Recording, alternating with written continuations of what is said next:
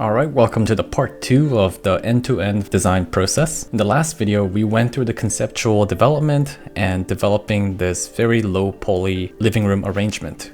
So in this video, we will go through how we can turn these placeholder furnitures into the actual furniture that you might want to spec into your project. And this technique applies to basically any furniture out there, so you don't have to search through hundreds of catalogs to find the 3D model. You'll be able to customize exactly the type of furniture you want to create. And I'll walk you through the entire process together today. As a quick example, here's a couch that we will be importing into our project. As you can see, this looks way better than what we had before. And of course, the classic Eames chair that we always use on our channel. You can also see how everything's been modeled perfectly and even textured exactly the way you would expect it. So hope you guys are excited. Let's dive right into it. So as you can see, all my furnitures are super low poly, and instead I actually want to use very specific products that will fit into the aesthetics that I'm going for. For example, I would like to place this type of sofa in our living room.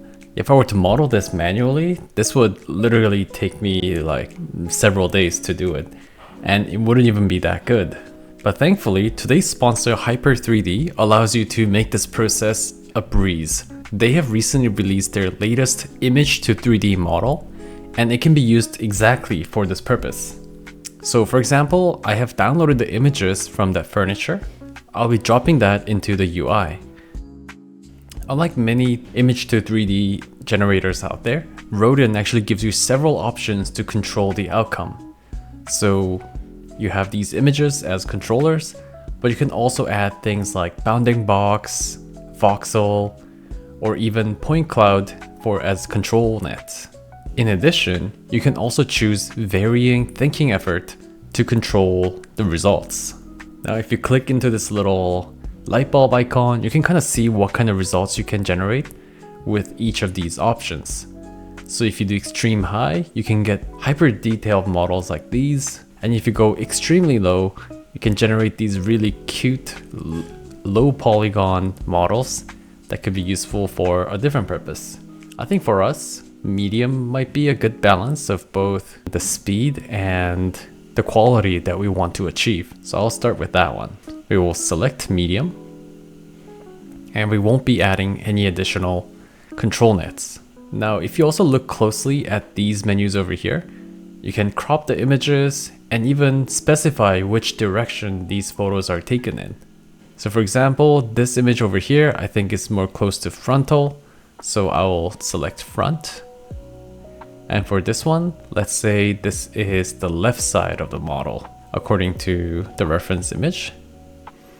And with all that set up, I'm gonna hit generate and see how it goes. Okay, so that took less than a minute, and a rough sketch model is ready for your review. What I really also like about Hyper3D is that they give you a step-by-step approvals so that you can make sure that the AI is on the right track. So for example, as a first step, they're gonna give you this normal mapped model that allows you to examine the model. And as you can see, everything's been modeled out pretty well.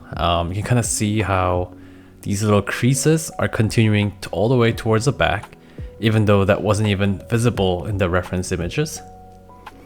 And if it's not actually the way you had expected, you can always regenerate it. And not only that, you can actually specify what kind of instructions you might want to pass to the AI. So let's say if you want this model to be symmetrical, then I'll insert that into our prompt.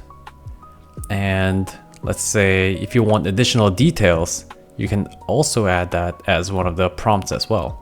You can do things like this. You can add comma separated keywords to guide the AI modeling process. But for now, I think everything's looking good, so I'm going to leave everything the way it is and hit confirm. Okay, and the next step of the process is confirming the material. Now we can examine whether the texture mapping is close to what you expect.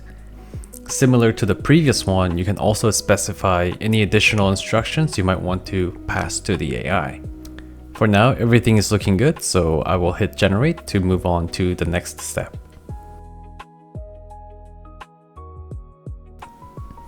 Okay, and after that step, you're actually able to review the final result. And you can rotate it around and then check out everything that's been generated. I think everything's looking pretty good. So I'm gonna hit confirm. And that takes us to the last step, which allows you to basically package all the texture and 3D models together, ready to be imported into your favorite 3D software. So for me, I'm gonna choose FBX file and hit download. So while that's being generated, I can actually go ahead and start the second generation. So I'm gonna go ahead and pull in another reference image, which is this classic Eames chair with ottoman, and I'll start generating right away. Okay, and once you have downloaded the file, you can import the base FBX file into your Rhino project. And make sure to map FBXY to Rhino Z and hit OK. And then I will also scale it by 10. We'll probably have to rescale it anyways, but it's good to do that anyways. And before we move forward, I just want to appreciate how nicely modeled this is. You can kind of see that it's modeled with just the right amount of polygons. There isn't any excessive triangulation or anything like that. It's been modeled in a very efficient way. So when you first import it, it might be missing the texture. So in that case, what you need to do is head over to the Materials tab and select Base Color and Assign Texture. Okay, and make sure to choose the Texture Diffuse PNG into your basic color map. And everything should map out perfectly, and you are ready to scale this and place this into your scene. And just for demonstration purpose, I want to show you what it looks like to try a different thinking effort. So for example, let's set the thinking effort to extremely low and drop in the same images that we have used before. Alright, and let's see how that goes. Okay, that was definitely a lot faster than last time. And if everything is looking good, I can go ahead and move on to the next one. But I can already kind of tell that the geometry isn't as good as last time. I see that there's some irregularities with the backing. So this probably wasn't a good example for a extremely low level of thinking. I will actually exit out of that and try going completely on the other side of the spectrum and try extreme high level of thinking. Drop in the same image and hit generate. And yeah, as you can see, this is definitely taking a lot longer than before, so let's see how long it takes. So extreme low level of thinking can actually be really useful if you have a use case where the model doesn't have to be very accurate or doesn't have a lot of detail. But on the other hand, if you want to have rich detail and have high accuracy, then you might want to dial it up a little bit and go towards high level of thinking. I like how AI is able to identify that this is a symmetrical curved sectional sofa. And if we zoom in closer, you can see that, man, this looks a lot better than the previous generation. And once you have the basic geometry ready, you can actually choose between several different types of triangulation. So for example, in the previous example, we used quad mesh, which almost turns out to be like a NURB object when you import it to Rhino. But you could also choose triangle and go all the way up to 10 million polygons. So the downside of doing this is that there will be no texture, but for our example, I think we have a very uniform color throughout the sofa, so I'll try this option as well. Okay, here we have both models imported into Rhino, and you can already kind of tell which one is which. I think it's almost funny that the 10 million polygon just looks like a, just a black silhouette, because there's simply too many polygons to display in this level of zoom. And on the other hand, the extreme low level of thinking has extremely simplistic model geometry, and but thanks to that, this model is super light. So if you have a scene that is like very complicated and you don't need a lot of detail, like the fast model could actually get the job done pretty well. But what's really interesting, you can kind of see the potential of this high quality model generation, because if you look closely, they're able to model things like little folds in the cushion, and like even in this area, you can kind of see the subtle signs of human activity or like usage, which makes the model look a lot more realistic. So like small details like this is what makes 3D model look really realistic.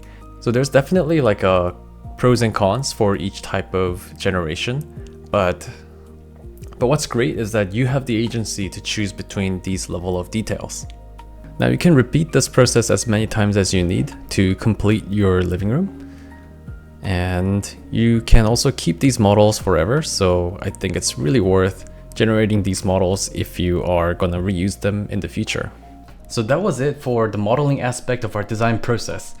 Now for the next part, we are gonna be looking into turning this viewport into a beautiful rendering. And on top of that, we're gonna turn it into a mind-blowing animation. So hope you guys are excited for that. I'll see you in the next video.